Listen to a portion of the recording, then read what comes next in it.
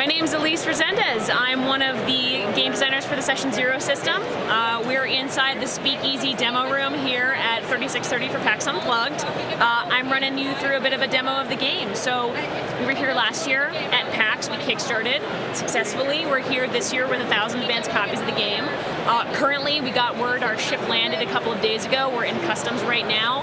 Fulfillment for the Kickstarter is going out at the end of December. It'll be there before the holidays, and then we're going to be in your local friendly game store in 2024, probably spring or summer. But I can go through a little bit of what we've got going on. You can ask me any questions you want. The Session Zero system is a bit of a multi-tool. I call it a playable compendium. It is the thing that you need when you need something to augment and help you with your tabletop role-playing game. It's system and setting agnostic, so you add it on to any of the role-playing games you play. It has a lot of information about what is a Session Zero, how to build one if you're a really new role player, information about setting tone and expectation at the table, fostering kind communication with your players and your GMs. We've got information about house rules. We've included a lot of our favorites. TTRPG safety tools, the best of the ones that we use at our own table that help with player well-being, aftercare, character bleed, all of that. And then the main meal of the game is the story path and the fragment cards that we have. Our artist, Dakota Curry, did an incredible job. It was insanely wonderful. I was the art director as well as one of the game designers on it. We've just got like some really incredible pieces. Yeah, that's good. We've got 60 different pieces, each of these in 3 archetypal decks. So tell me about each yeah, deck. so we've got 3 of them here. We wanted to boil down the storytelling fundamentals of what really drive character motivation. We have your legacy. This is going to be where your character's from, the people or places that shaped who they are because of or in spite of your origins as a character. We have your bond. This is going to be an NPC that exists in the world that has had an impact for good or for ill on your life so far as on your journey. And then we have the catalyst, and this is going to be the event that set you on your path to become an adventurer, the thing that made you make the decision to go on your journey. You go through answering the archetypal questions in the prompts. You tie them into your character to see how you want to have them fit in the world. You get inspired by the art, because the art is gorgeous. And then in the amalgam phase, each person has a legacy, a bond, and a catalyst. And to build in serendipity and like kismet, that thing that makes everything sort of interconnected. Everybody's got a mom whose brother knows somebody who your cousin went to college with in the small town or something like that, right? You choose one element of your card either in a small detailed way or a very large and impactful way, and you tie that element into somebody else's card. So wait a minute, are you saying I can't build the edgelord who refuses to adventure with anyone who's supposed to build? You do have to do some things with the other player at your tables, yes. We've made it so. But that way you've got things that are interconnecting, pieces in the world that are moving and breathing that affect one another. And then at the end of the story path game, you have places that exist, NPCs that are now your GMs to control and move and shape around the world, and events that have happened, are happening, or the effects of which are still being felt. So that's a really quick rundown of the game. There's a lot more in there, but we're really excited to be able to provide a tool that helps people expand on what's possible, give a framework for building characters that have motivating paths. You tie all of that up, you hand that to your GM, you say, hey, here's my backstory, I care about it a lot, sure would be a shame if something happened to it. And then as a storyteller, I've got all of these elements that I can start moving around. I've got threads that I know I can pull that will make my players jump because they've said that they care, they're invested in the story. I like that you can do it all together.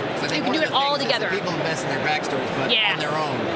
And then it's we want it on the table, and there's also a lot of information here about what's on the table, what's off, what your player knows versus what your character knows, and differentiating what's interesting to do either of those, right? So there's a lot about that, which is great. Awesome. So now the book, does it have the same subjects that are in the cards? When we were kickstarting last year at PAX, we had a lot of people talk about the different ways in which they wanted to engage with this.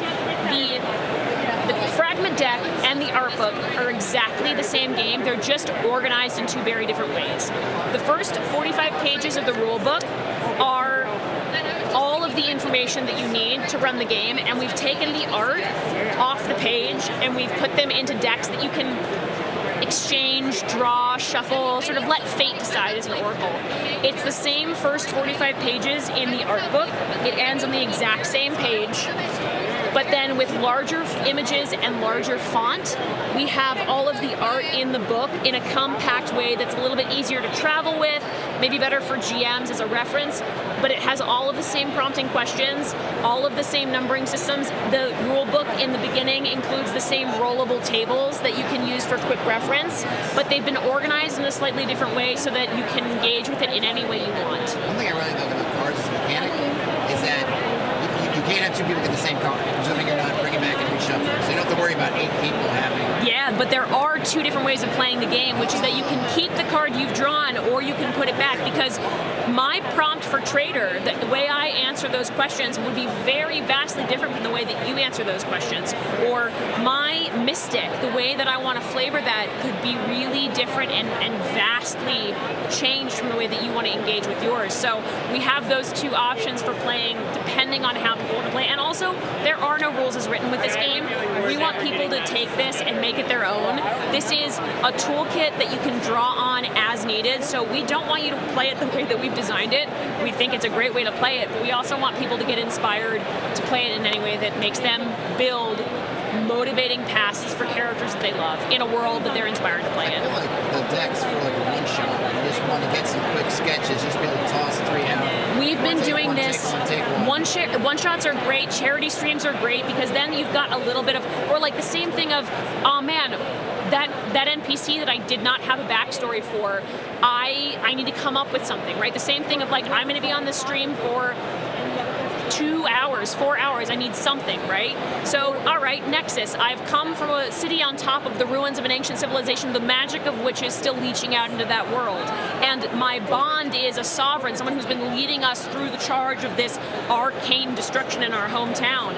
My catalyst is a coward is unmasked. There's someone that was moving around the subterranean cities and has caused this destruction, this magical contamination to happen. And now, if I've got 4 hours to tell a story, I know a lot more about the way in which I could do that. Or if that's Steven Bones, the skeleton friend that my players have decided to adopt, I can role play them, and they've got something that I can work with now, right? So there's a lot of ways in which you can use it for a lot of different things, and we're just really excited to have it out in the world. Yeah, that's awesome. So how many cards come in each? You've got 20 cards in each, a D20 rollable table, 60 cards total, and or 60 art prompts, just so that we had a lot of easy access for people to be able to use the dice at their table to tell different stories. That's awesome. Now, where can people find out as much as possible and more about this? Yeah, so we do mythicgroveproductions.com. My name's Elise again. I'm one of the game designers. Gabe Hicks is my cohort and co-owner of Mythic Grove. Again, this is going to be in your local friendly game store, probably 2024, spring or summer, depending. It's going to be out now. Again, we have PAX Unplugged, a limited supply, so you might see this out in the world soon. But next year is going to be when it's out, and then our Kickstarter backers are going to be getting it before the end of the holidays. So it is imminently coming into the world. Future plans for charities coming up next? We're going to let this breathe in the world. We're also going to let ourselves breathe for a little bit, which will be very lovely and kind. And once we've got our creative sort of brains back about us, we're really excited to see if this is enjoyed by people, what different kinds of things the community can want. One of the things we've been hearing a lot at PAX Unplugged here is this is a little bit fantasy bent, not much. It works for a lot of different systems, but what would a fragment deck, a story path look like with horror specific, with sci-fi specific prompts, with urban fantasy, with solar prompts? And that would just mean that we would have the ability to be able to release extra decks, work with other artists, build more beautiful art, ask more really prompting questions that are genre specific while still being setting and system agnostic. That sounds good.